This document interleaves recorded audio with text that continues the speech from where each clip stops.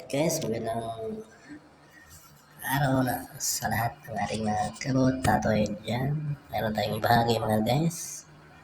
Kabutatoy, ito po ay ang isang hard disk drive at ang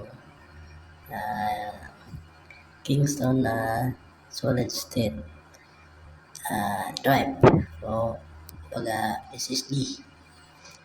Yung ating CPU ay pinagpalitan natin itong primary, itong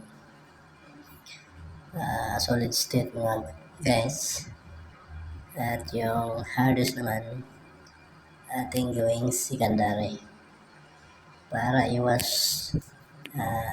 sa mga hard disk natin guys, kasi napakahirap na kapag mayroon tayong mga importanteng files nandun sa ating hard disk drive at ito hindi na mag-detect.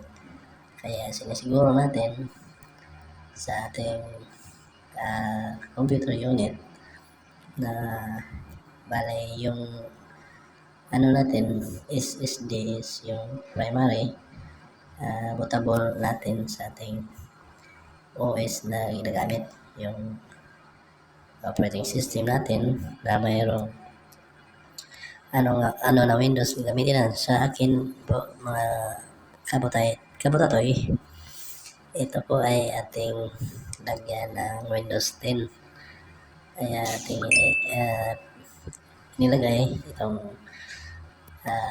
dalawang drive natin. Okay ba? Hindi na natin ibinabolt kasi hindi na makasya yung hard disk. Tingnan natin guys. Simulan na natin. I-boot natin itong USB natin na may laman na Windows 10. Ito guys, press tayo ng delete para magpunta tayo sa BIOS. Ito na po. At piliin natin ang ating USB flash drive. Ayan na. So, sisimula na siyang install ngayon.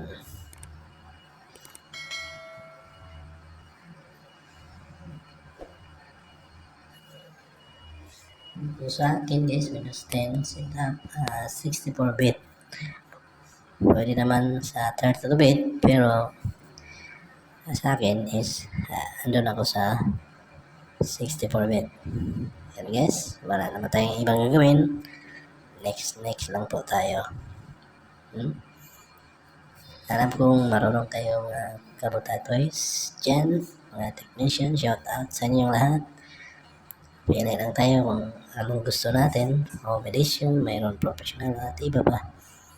Dito, pwede natin i-partition. Sa akin, ayaw kong i-partition ang ating SSD. So, ito na lang HDD ang ating i-partition para sulong-sulo si SSD sa kanyang mga data. Ayan guys, nagsimula na installing Windows. Medyo matagal-tagal siyang matapos at pina-forward natin ng konti madalian para hindi matagal ang ating video ginagawa. Kung hindi pa kayo nakapag-subscribe sa ating YouTube channel guys, please like, comments, and subscribe. Ayan guys, konting tiis lang sa ating mga gagawin na mga installation kasi medyo may katagalan. Pero sa video ito po, ay pina-pass forward lang natin para hindi tayo matagalan. Kasi alam kong marunong na tayo sa ganitong trabaho.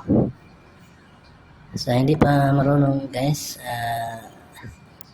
at makikita niyo naman po sa ating video, medyo easy lang po siya. At hindi step by step naman po yun. At sundan nyo lang po ano ang ating ginagawa. Yan. Skip for now. At gawa tayo ng user. Siyempre password. Yan. Confirm. At mga confirm pa rin. At yan. Huwag nyo lang kirap-kirap ang iyong mga mata guys. Just default lang po. Still watching, just watching and following this video. Just to make sure that you can get and follow know. Yan po. Yan po ang ating pinapartition guys, no? Makikita po na dyan sa my computer. Properties, then manage. Diyan natin makikita. At dalawa siya. Tayo nang bahala kung anong inilagay niyong pangalan. Yan. Sa akin, para para clear po siya sa mga magtingin sa ating drive. Ayan. Ito po. Itong installer ng motherboard. At simulan natin mag-install na naman sa kanyang requirements ng motherboard para ayos ang ating gamit ng computer. Mga ibang application ay pwede na natin i-follow, in-export. Pero dito sa motherboard installation, ito na po. On process na po siya. Mayroon pa WinRAR. At ang kabutihan nito ay built-in na po yung Google Chrome at ano pa. Ito guys, fast forward lang natin para madali tayo. At ayan o, tapos siya.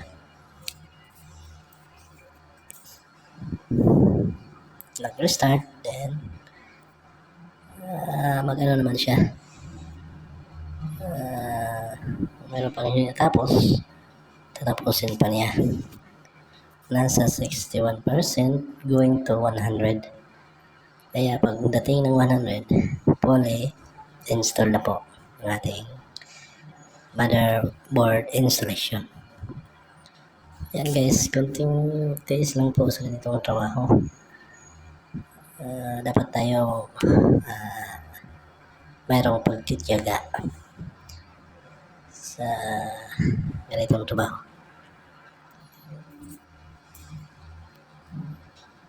Yan po guys, 75%.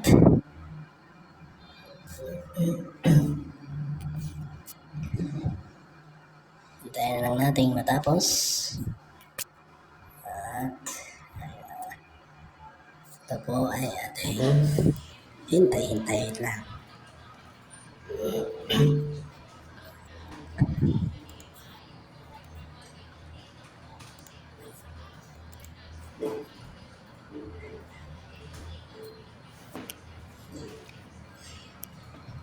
Yan. Mag-restart naman siya. Tingnan natin sa device manager. Wala nang question mark. Ibig sabihin guys, wala na tayong kailangan pang i-install. Yan. Ang isusunod natin ay kailangan nating i-activate ang ating operating system. Ngayong Windows 10 natin guys. I-off muna natin ang virus, antivirus at bago tayo mag-install. Activate. Diba activated ang ating yan. As administrator, click na accept and then activate. Tayo lang natin ng konting minuto para matapos.